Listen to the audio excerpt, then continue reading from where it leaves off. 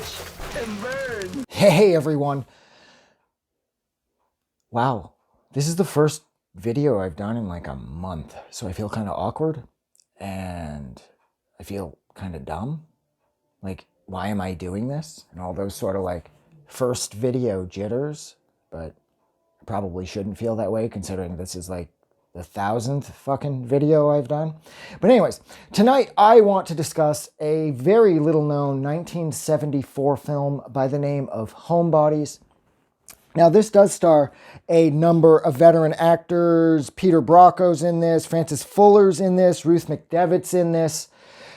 And what this is about is it's a fairly low-budget 1970s era sort of exploitation film of sorts about a group of elderly people living in a condemned building that will be torn down in the coming days or the coming weeks because of a series of high-rises that are, of course, going to be overtaking the area where their buildings were.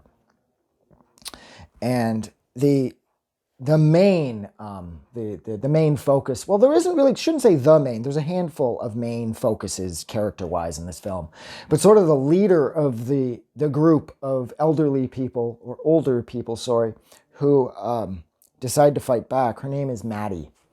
And she lives with her sister, and her sister's this kind of shut-in, and they know they can't leave the building because, like everybody else in this area, they've lived there forever.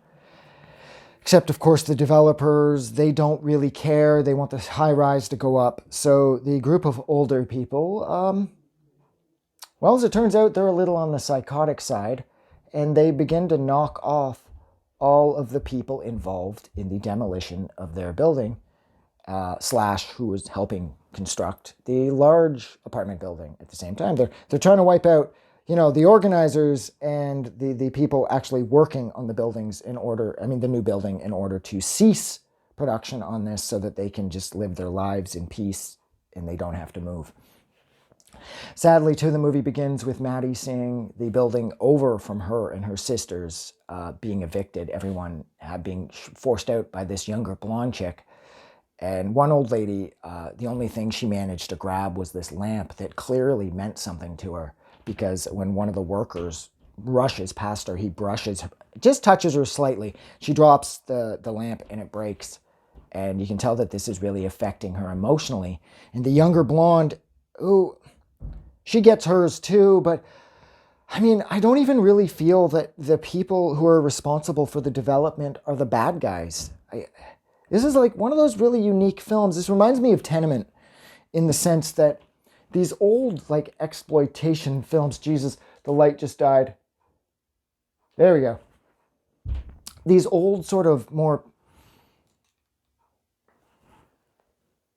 exploitation-centered films, especially from the 70s, they have a lot of heavy social commentary running just below the surface.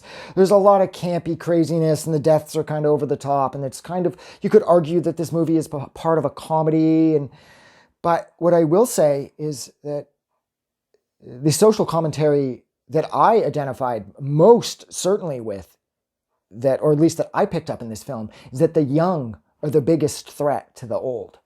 And how, like when that older lady has her lamp broken at the very start, the guy that rushed past her, he wasn't doing it to fuck with her. He wasn't doing it to screw her over. It's just, he's young, she's not, he's fast, she's slow, and it just sort of happens. Like he didn't mean to do it. But this really affects Maddie, the main psychopath. It affects her really negatively, which I get because there it is again, the young overtaking the old, and the old, they're still people. They just may not be as sexy as they were 40 or 50 years prior, but that doesn't mean that we have the right to neglect, abuse, and just sort of toss them aside like they're garbage. So I really liked that about this movie in a more serious sense. The deaths were incredibly fun. The main guy, the old guy, the money man, the fuck man, they drown him in cement. And then when they find out part of his foot was sticking out of like the box they'd cemented him into, the one old dude just grabs an axe and just hacks the fucking thing off. So, you know, these older people are ruthless. Now, aside from the incredibly, focused social commentary, or at least I think it's focused, that this movie is clearly being made about how, like I said a minute ago, that the young are a very clear threat to the old. This movie's far from perfect. So the social commentary stuff, the acting is good, a lot of veteran actors, but oh God, sometimes the pacing gets a little screwy.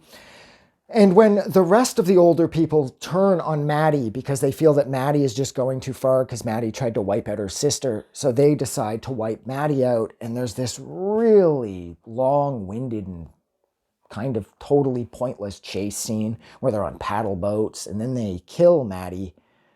And of course, all of their hard work does nothing to stop the development of the new high-rise, and naturally their building is destroyed, and the handful of them who killed everybody are forced to relocate a ways up. And the movie concludes with them moving into a new building that has been condemned, and that the landlord says, look, there's a lot of empty units, but this place is scheduled to go in a few weeks. And then they look over and they're like, hey, maybe we can help with that. And it's like, oh, what a fucking slick way to end. And then Maddie shows up. She walks up and they all kind of got this look on their face like, oh, fuck, man, I thought we killed you. And she's just smiling there like, yo, it didn't work. And then the movie ends. And I think the reason that they chose to do that was because Maddie was an integral part of sort of getting the murders from planning to execution.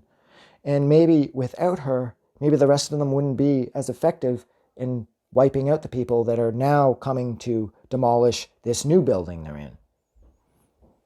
But nonetheless, this movie, the social commentary sides of it, it was fantastic. It drives home the message that, again, that the young are the biggest threat to the old, and how it seems like once people hit a certain age, we just don't care about them anymore.